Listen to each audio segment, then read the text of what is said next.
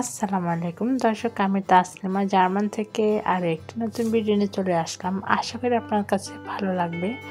আজকে আপনার সাথে শেয়ার করব কিভাবে লাচ্চা সেমাই রান্না করলে দুধ থাকবে একদম অটরভাবে, খেতে কিন্তু বেশ ভালো লাগবে।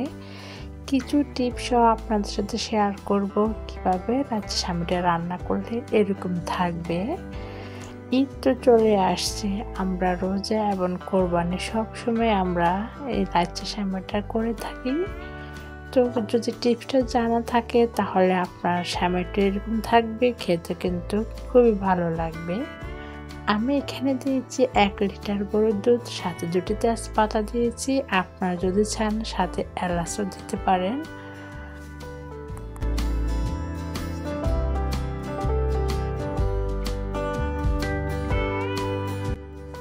এখানে আমি দিয়েছি একটু লবণ দিয়েছি, আর আমি মিষ্টি যেমন খাই আমি ওই রকমই আপনার চিনিটা ইউজ করেছি।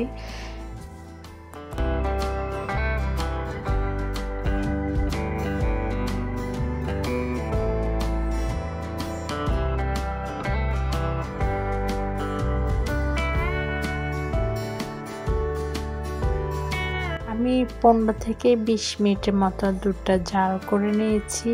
আর জাল করার পরে দিয়ে আমি চুলাটা বন্ধ করে রেখে দিয়েছি। আর আমি এই সেমাইটা রান্না করব পাকিস্তানি। এই সেমাইটা খেতে বেশ ভালোই লাগে। আর আপনাদেরকে টিপসটা বলতেছি যে আপনারা যখন দুধটা গরম করবেন কিন্তু রেখে দিবেন।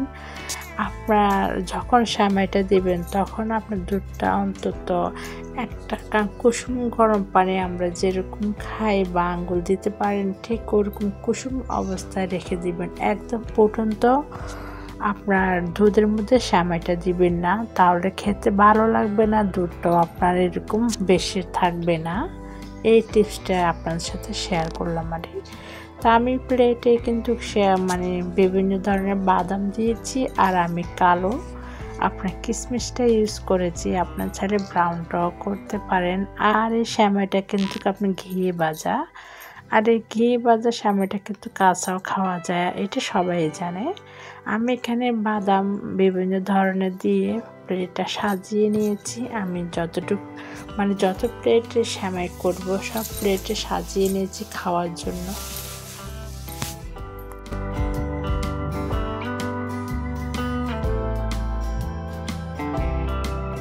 এখন আমি একে একে সব প্লেটে আমি দুধটা দিয়ে দিব।